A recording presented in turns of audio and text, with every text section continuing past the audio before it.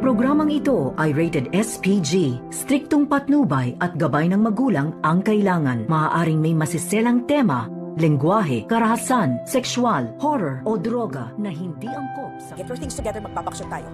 Kinakabahan ako sa lolo mo. Baka magsumbong. Narito na nga ang ating pakaabangan bukas Biyernes sa Abot Kamay na Pangarap. Nagulat nga ang lahat dito sa sinabi ng attorney ni Don Pepe na kung bakit pinatanggal itong si Zoe sa last of will of testament ng araw na yon bago makidnap itong si Don Pepe.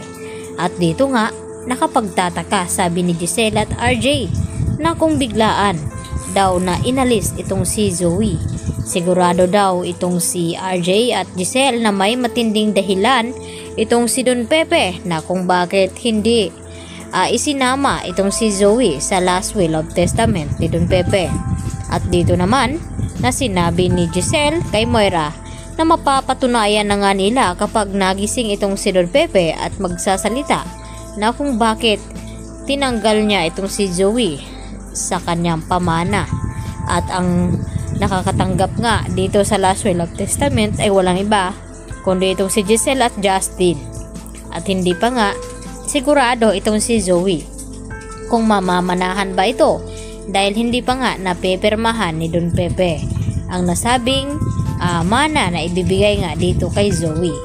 At dahil sa takot nga ni Moira, pagkatapos nga nilang malaman tungkol dito sa mga ari-arian ni Don Pepe ay agad niyang tinawagan itong si Zoe at pinapaayos ang kanilang gamit nang sa ganoon magbabakasyon daw muna sila. Dahil natakot na daw itong si Moira baka magising itong si Don Pepe at magsumbong na may kinalaman nga itong si Zoe at Moira sa nangyaring aksidente o kidnapping dito kay Don Pepe. At ito naman ang pinapakiusap ni Giselle kay Eric na sana pagbigyan daw siya na makasama ang kanyang anak kahit isang araw lamang. At dito na sumagot itong si Eric kay Giselle na alam daw niya ang sagot sa kanyang tanong dahil nga matindi pa rin ang tampo at galit ni Justin dito sa kanyang ina na si Giselle. At hindi naman niya ito mapipilit dahil nga sa ginawa ni Giselle noon na nagawa niyang ipamigay at ipaampo ng kanyang sariling anak. At dito naman na sinabi ni RJ na hintayin na lamang ni Giselle na humupa itong galit at tampo ni Justin at makakasama niya rin ito.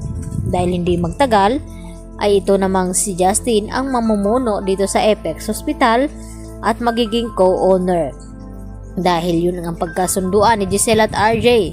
Samantala, gusto na nga bumalik ni Lynette dito sa bahay nila ni Carlos nang sa ganon ay harapin na nga ni Lynette ang kanyang trauma upang magiging matapang siya at hindi na siya matatakutin.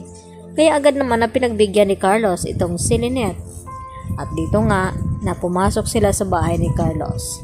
At dito naman na sinubukan na tanungin ni Carlos itong si Lynette kung sakaling siya daw ang magiging ina ni Zoe ay tatanggapin niya ba daw ito. At kung sakaling siya, Carlos ang maging ama ni Zoe, okay lang ba daw kay Lynette? At hindi nga nagiging maganda ang sagot ni Lynette dahil sigurado magkakaproblema daw sila ni Carlos dahil kung bakit inilihim ng matagal ni Carlos at hindi sinabi ang totoo. Pero nakahanap naman agad ng alibay itong si Carlos na baka sakali lang naman, yun nga ang sabi niya. At dito rin na tuwang-tuwa na nag-uusap ang mga kaibigan ni Annalyn na ibinalita na nakakabalik na nga sa Apex Hospital itong si Nurse Karen at Nurse Evan at pinabalik daw sila dito ni Ma'am Giselle. At dito rin na nagbibiro itong si Doc Antonio na itong si Annalyn kailan ba daw ito babalik sa Apex. At sumagot naman itong si Doc Lendo na hindi raw pwede. Dahil ang gusto ni Doc Lendo na makakasama niya itong si Annalyn sa Easthridge Hospital. Subalit mas pipiliin ni Annalyn manatili sa Apex dahil gusto niyang personal na maalagaan itong kanyang lolo hanggang sa gumaling. Dahil gusto rin malaman ni Annalyn kung ano ba talaga nangyari dito kay Don Pepe at kung bakit inalis niya sa mana itong si Zoe Tanyag. Yan ang ating pakatutukan bukas mga kapuso. Dito lamang yan sa Abot Kamay na Pangarap.